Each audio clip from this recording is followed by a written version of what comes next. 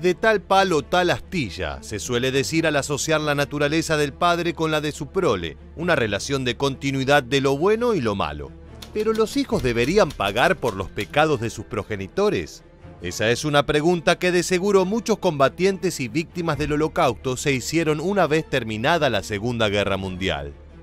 Al pensar en Goebbels, Himmler y Göring, pensamos en monstruos deshumanizados, pero lo cierto es que además de criminales de guerra, eran hombres de familia. Es posible suponer que el destino de los hijos de los jerarcas nazis fue de miseria y repudio, pero te sorprenderá conocer los distintos caminos que tomaron los descendientes de los líderes de la Alemania nazi. Desde cooperar con criminales de guerra a repudiar la memoria de sus progenitores. En este video te invitamos a conocer quiénes eran y qué pasó con los hijos del nazismo. Josef y Magda Goebbels tuvieron 6 hijos. Sus nombres eran Helga, Hildegard, Helmut, Holdina, Hedwig y Heidrun. Sí, todos nombres con H en homenaje al Führer. Ten en cuenta que la formación de una familia numerosa y 100% alemana era uno de los eslabones fundamentales dentro de la doctrina social nazi. El destino de esos niños sería convertirse en las últimas víctimas de sus padres. El 1 de mayo de 1945 la familia se encontraba oculta en un búnker contiguo al del Führer. Con las fuerzas soviéticas a punto de tomar Berlín, Magda Goebbels envenenó a sus hijos antes de suicidarse junto a su esposo. En una carta a su hijo mayor Harald, que se encontraba como prisionero de los aliados, Magda Goebbels afirmó: "El mundo que viene después del Führer y del nacionalsocialismo ya no vale la pena vivirlo. Me llevé a los niños conmigo porque son demasiado buenos para la vida que vendrá. Un Dios misericordioso me comprenderá cuando les dé la salvación". Por su parte, Harald estuvo prisionero hasta 1947. Luego vivió una vida cómoda como heredero del imperio automotriz de su padre biológico. Pasemos a conocer el destino de los hijos de Heinrich Himmler, la mano derecha del Führer, principal responsable de las SS y el funcionamiento de varios campos de concentración. Su hija Gudrun no escapaba a la minuciosa construcción propagandística nazi. Pupi, como le decían, era la imagen perfecta de la niña aria, patriota y siempre vestida con ropa bávara. Una vez terminada la guerra, ella y su madre fueron detenidas por soldados británicos que las mantuvieron prisioneras de guerra hasta 1950. Desde su liberación, Gudrun jamás renegó de su padre ni de su ideología. Tan fuertes eran sus ideales nazis que en 1951 se unió a una organización clandestina que ayudaba a escapar a exmiembros de la SS. Uno de los beneficiarios fue Klaus Barbie, conocido como el Carnicero de Lyon, por su fama de torturar prisioneros. Durante los años 50 también trabajó para el Servicio de Inteligencia de Alemania Occidental, hasta que en 1964 fue despedida junto a muchos exmiembros del Partido Nacional Socialista. Hasta su muerte en 2018, Gudrun fue una negacionista del Holocausto y revisionista de la Segunda Guerra Mundial. Reivindicaba su apellido y solo utilizaba su nombre de casada para evitarse molestias en la vida cotidiana. Eda Göring era la hija del comandante de la Luftwaffe Hermann Göring, el dirigente nazi más poderoso después de Hitler. Ella pasó casi toda su infancia en una casa alejada de Berlín, recibiendo obras de arte carísimas como regalos paternos. Cuando terminó la guerra, Eda tenía apenas 8 años. Su padre cayó prisionero, pero ella y su madre fueron alojadas en el Hotel Palace, que se encontraba en territorio controlado por Estados Unidos. Finalmente, en 1946, ambas fueron liberadas. Durante los juicios de Nuremberg, Eda tuvo permiso de visitar a su padre de manera bastante regular, hasta que éste se quitó la vida con una píldora de cianuro en octubre de 1946.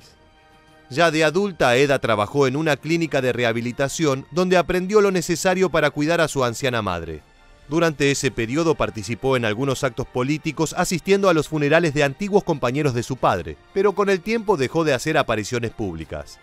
¿Recuerdas esas obras que te comenté previamente?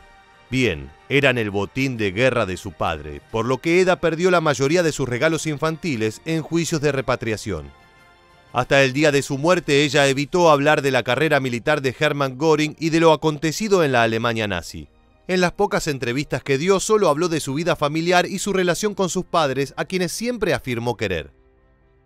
Uno de los casos más increíbles es el de Rolf Mengele. hijo de Josef Mengele, conocido como Ángel de la Muerte, y responsable de algunas de las atrocidades médicas más horripilantes de la historia. Cuando el doctor Mengele huyó a Sudamérica en 1945, Rolf tenía apenas 1 año. El niño fue criado por su madre y abuelos en el ambiente depresivo de la Alemania de posguerra. Pese a que se evitaba conversar del tema, era cuestión de tiempo para que Rolf supiese que su padre era el infame médico experimental del Tercer Reich. Josef le escribía a su hijo utilizando diversos nombres falsos para evitar ser descubierto. Conocer a su progenitor se volvió una obsesión para Rolf, no tanto por amor, sino más bien por curiosidad. Su encuentro era inevitable. Finalmente, en 1977, Rolf viajó hacia Brasil con un pasaporte robado. El encuentro fue tenso y al llegar al tema de Auschwitz, el criminal de guerra de 66 años se defendió asegurando que su trabajo consistía tan solo en determinar quién era apto para trabajar. Más tarde, Rolf Mengele contó que no creyó nada de lo que su progenitor le contaba. Si bien nunca reveló la localización de Josef, su relación terminó en aquella reunión en Brasil, tanto así que Rolf cambió su apellido por el de su madre. El Ángel de la Muerte encontró su propio fin ahogado en 1979, pero no fue hasta 1985 que se conoció públicamente. Pasemos al caso de Albert Speer Jr., hijo del arquitecto nazi y amigo personal del Führer, Albert Speer. El joven Speer también se dedicó a la arquitectura al igual que su padre, su abuelo y su bisabuelo.